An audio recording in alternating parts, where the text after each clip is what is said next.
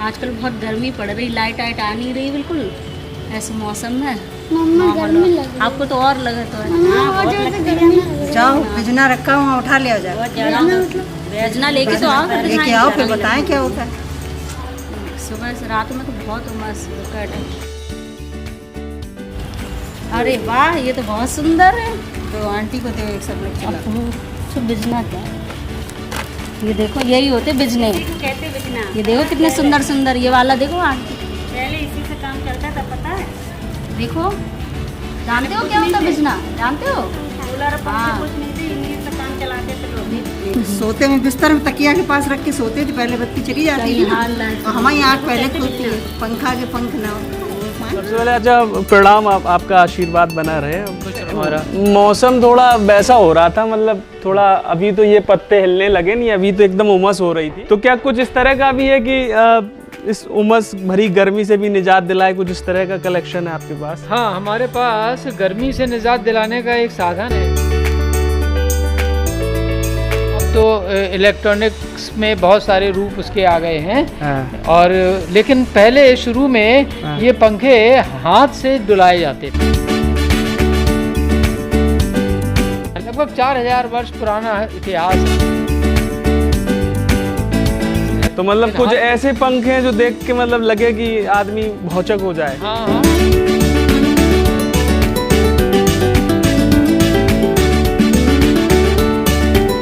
कुछ हैं पंखे हमारी एक दादी का हाथ से बनाया हुआ, क्रोशिया से काढ़ा हुआ, उसमें बीच में काले रतन भी लगाए हुए हैं। हाँ। उस तरीके का पंखा है, वो लगभग 100 साल से ज़्यादा का पुराना पंखा है। हम अब बेसब्र हो रहे हैं, आपने कहा 100 साल पुराना पंखा और दादी के हाथ का, तब तो देखना बनता है। भाई दादी के हाथ का है, क्योंकि मेरी खुद की उम्र इस समय 72 वर्ष है। चलिए तो फिर बिना देर किए चल उसको उसका आनंद लेते हैं, और क्यों ना मतलब उसको देखा जाए, और दर्शकों को भी, हमारे जो दर्शक हैं उनको भी दिखाया जाए, मतलब ये अद्भुत चीज़ है। हाथ पंखा प्रदर्शनी में आपका हम लोग स्वागत करते हैं। चीन हाथ पंखों के बारे में अपनी जो बात कहता है, वो ये कहता है कि हाथ पंखों का आविष्कार हमारे देश में हुआ था।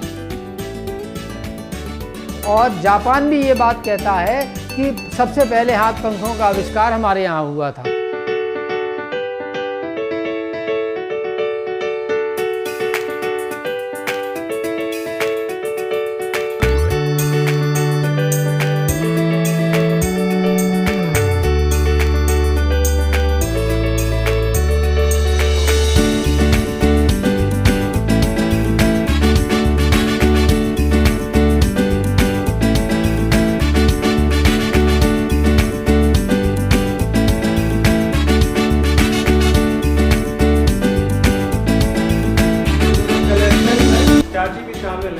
हमारे हर कार्य में चाची शामिल है।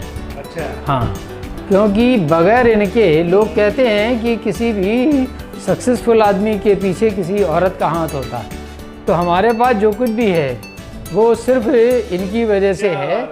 और ये मुझे कहने में ज़रा भी कोई उरेज नहीं है कि जब से ये हमारे जीवन में आई हैं तब से ही ये सब काम शुरू हुए हैं। कलेक्शन का हो या पढ़ाई का हो, उसके पहले तो मैं साधारण सा ग्रेजुएट था, शादी के बाद ही मैंने पढ़ाई की, तब फिर PhD वगैरह कर पाया मैं। चलिए कोई नहीं, बहुत बहुत स्वागत है आपका भी। तो सबसे पहले हम आपको इसी क्षेत्र में ले चलते हैं। हम लोग गए थे थाईलैंड और कंबोडिया। तो थाईलैंड और कंबोडिया वैसे भी पहले भारत का अंग थे, लेकिन अब अलग अलग हो गए, लेकिन संस्कृति वहाँ की आज भी वैसे ही है। और वहाँ पर आज भी रामायण और महाभारत, इन दोनों की पूजा होती है, और इन्हीं दोनों के प्लेज होते हैं, इन्हीं दोनों के नाटक होते हैं। और उसी तरीके से हम आपको दिखलाते हैं। आइए यहाँ पर, ये देखिए, ये कंबोडिया का पंखा है और ये थाईलैंड का पंखा है। इसमें आप कृष्ण राधा को देख सकते हैं। हालांकि ये चित्र तो अपने देश का ही सा लगता है, लेकिन ये पैटर्न जो है इसका, वो पूरा की पूरा बिल्कुल थाईलैंड का पैटर्न है। हाँ, इसके साथ साथ अब हम आगे आते हैं चीन में।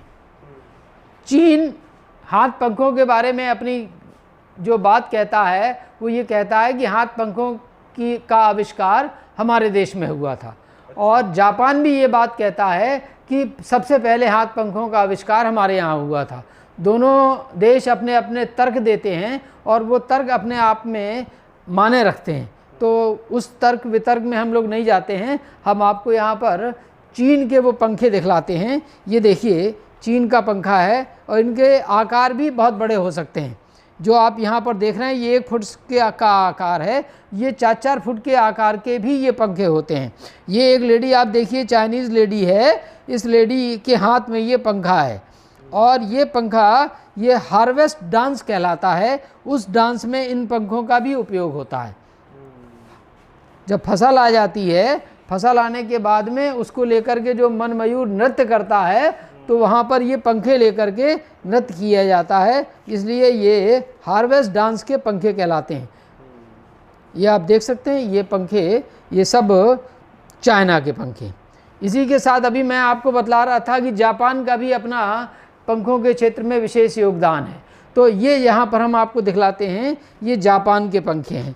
ये जापानी लेडी है और अपने आप में किमोनो, वहाँ पर एक जो परिधान होता है किमोनो, ये सिल्क का बना होता है, वो पहने हुए है और हाथ में ये पंखा लिए हुए है। ये पंखा आप यहाँ पर भी देख सकते हैं, ये फोल्डिंग फ़ैन है और इसको लेकर के वहाँ पर ये फ़ैन डांस कहलाता है, पंखा नृत्य कहलाता है। ये पंखा नृत्य कर रही है ये लेडी वहाँ की। और विशेष बात क्या है इसमें, मैं आपको एक चीज़ और दिखलाता हूँ कि सन 2015 में तंजानिया सरकार ने ये हाथ के पंखे का एक सिक्का जारी किया था।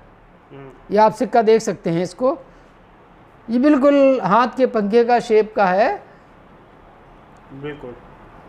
इसके पीछे भी देख सकते हैं तंजानिया गवर्नमेंट का मार्क बना हुआ है। ये 2015 में इसको जारी किया गया था। इसी के साथ अब मैं आपको ले चलता हूँ फिजी देश में।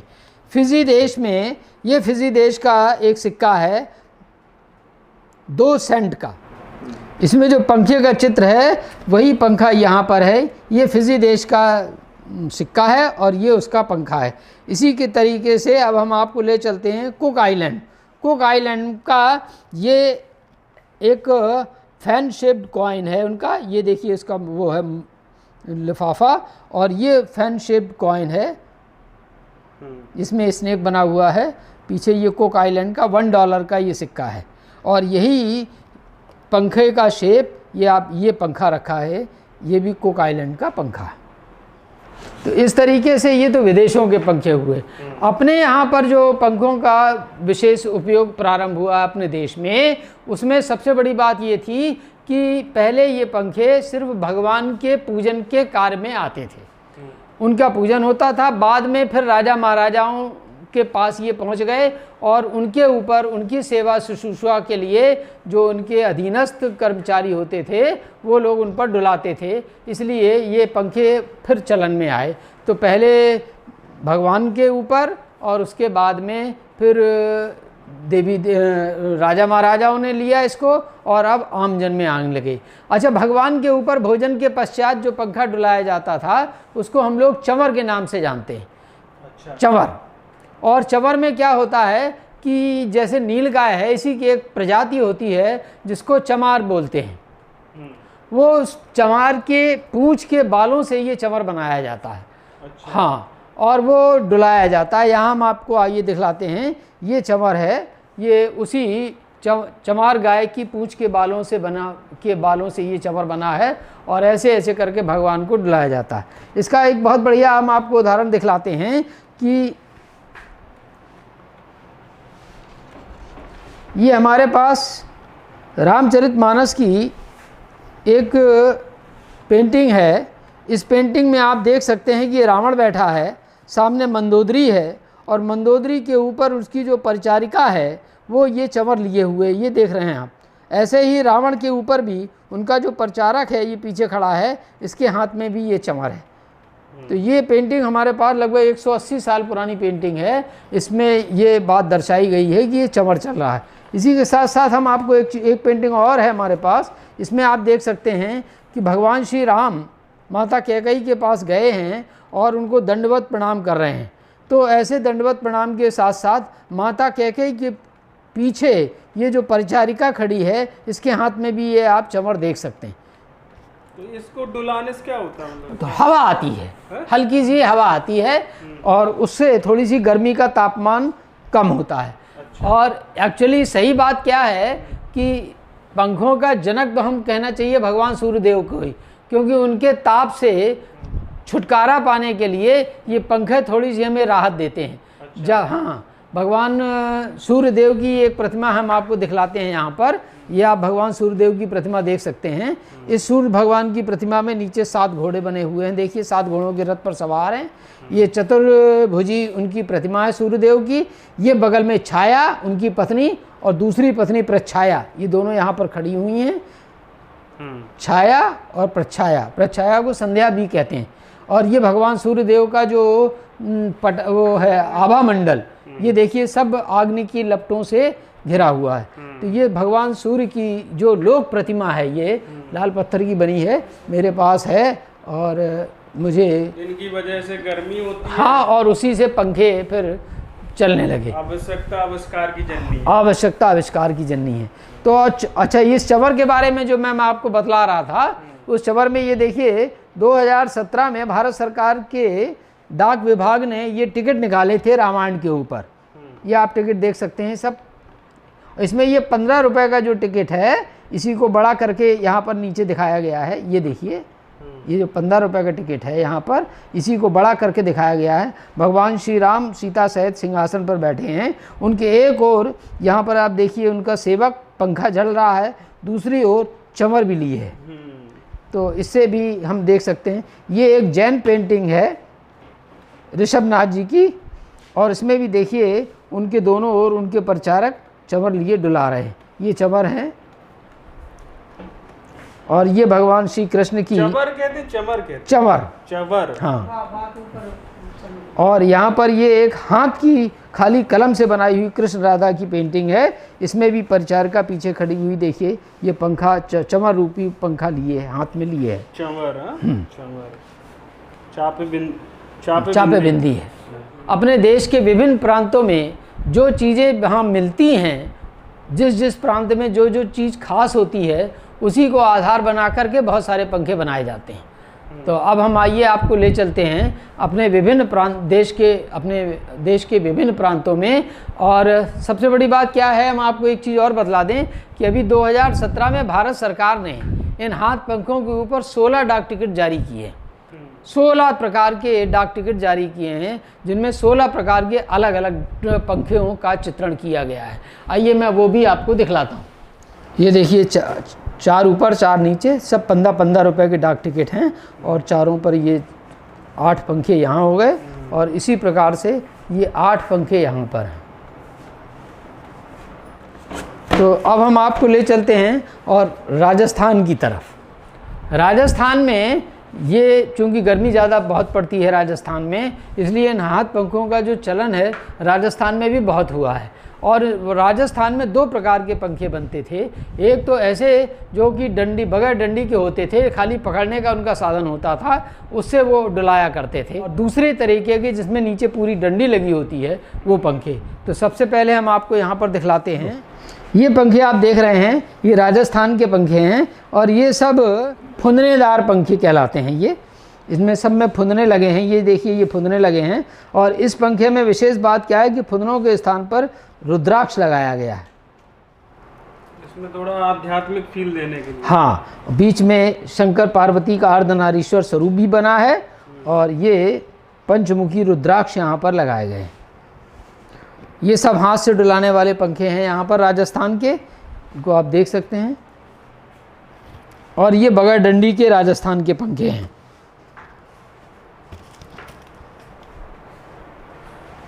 इनको आप ऐसे हाथ में लेकर के बड़े आराम से इस तरीके से डुला सकते हैं। देख रहे हैं आप, बढ़िया हवा आती है। ये पंखे चाची को भी दे दे, वो डुलाएंगे। हाँ, चाची डुलाएं खूब।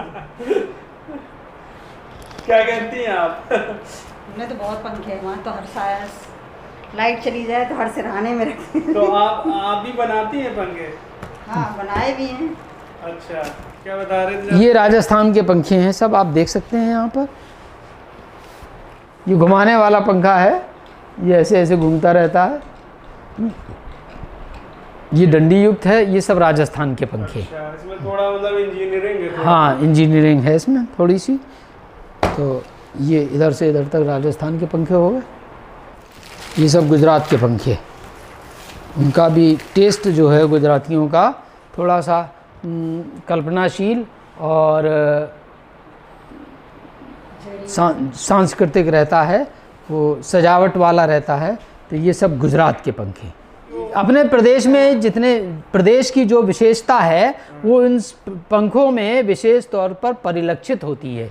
गुजरात की संस्कृति, जैसे ये मैं आपको गुजरात के पंखे दिखला रहा हूँ, तो गुजरात की संस्कृति से मेल खाते हैं सब। इनका वहाँ की जो तरीका है बनाने का, जो वहाँ का रहन सहन की पद्धति है, वो सब आपको इसमें स्पष्ट रूप से झलकती हुई दिखलाई पड़ेगी। अब देखिए यहाँ पर पाम लीफ के पंखे हैं, ये उड़ीसा के पंखे हैं। यहाँ पर ये देखिए तमिलनाडु के पंखे हैं।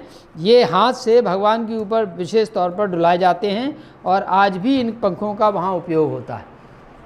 ये अपने देश के जो नॉर्थ ईस्ट प्रोविंस हैं, जिसमें आसाम है, अरुणाचल प्रदेश है, त्रिपुरा है, नागालैंड है, वहाँ पर इस तरीके की पतली पतली छोटी छोटी सीकों से ये पंखे बनाए जाते हैं और वहाँ पर ये डुलाए जाते हैं।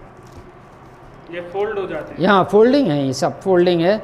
यहाँ से ये खुल जाता है ऐसे, ये फोल्डिंग हो गया। और इसी तरीके से ये पंखा है, इसकी यहाँ से गैटेस उतार दी जाती है तो आराम से ये आप देखें, ये ऐसे खुल जाता है ये, और ऐसे फोल्ड होके इसके साथ रख जाता है। ये स्टैंड है, इसमें ऐसे इनको दोनों को ऐसे मिला देते हैं तो फिर ये ऐसे झलने के काम आता है।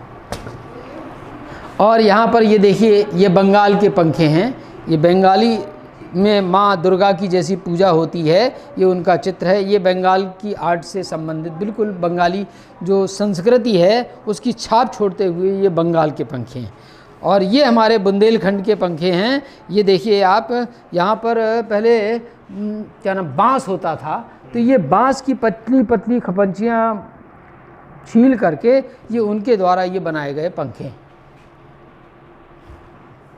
अब यहाँ पर हम आपको एक चीज़ और दिखलाते हैं कि हमारे यहाँ बुंदेलखंड में जो वेस्ट चीज़ें हैं उनका भी इस्तेमाल हुआ है। और उसी तरीके से ये खाली पाउच, आजकल जो गुटखा चल रहा है उसके खाली पाउचों को जोड़ करके ये पंखा बनाया गया। अब हम आपको अपने यहाँ के संग्रह के कलात्मक पंखों से मिलवाते हैं। ये देखिए हाथ से डुलाने वाले पंखे कलात्मक पंखे हैं।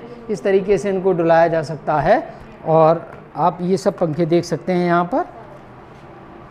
ये कहाँ के हैं? ये सब अपने यहाँ के हैं, अपने ही देश के हैं। ये सब कलात्मक पंखे कहलाते हैं। अभी हम आपको और दिखलाएंगे। और यहाँ पर ये देखिए जो ताश के पत्ते होते हैं, वो ताश के पत्ते के आकार के ये सब, उन पर जो ताश के पत्तों पर जैसे पान है, चुड़ी है, ईंट है, हुक्म है, इस तरीके की ये चारों चीज़ें बनी हुई हैं। तो ये चारों उसी आधार पर ये हाथ से डुलाने वाले पंखे हैं। और उसी श्रृंखला में आप जो आर्टिस्टिक फैंस हैं हमारे यहाँ के,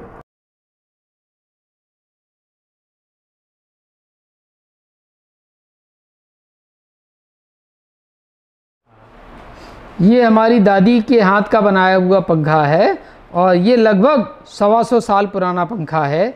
उन्होंने क्रोशिया की मदद से इसको बुना था और बीच बीच में ये काले काले मोती भी आप देख सकते हैं, वो सब लगे हुए हैं।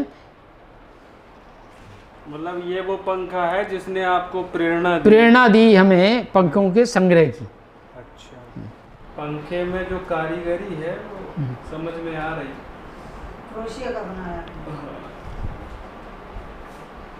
क्रोशिया में मोती फूंके, क्रोशिया से। ये वाले पंखे अब बनाता नहीं है? नहीं, कोई अब बनाना जानते ही नहीं है, बना ही नहीं पाएंगे। अब तो क्रोशिया ही नहीं देखते लोग।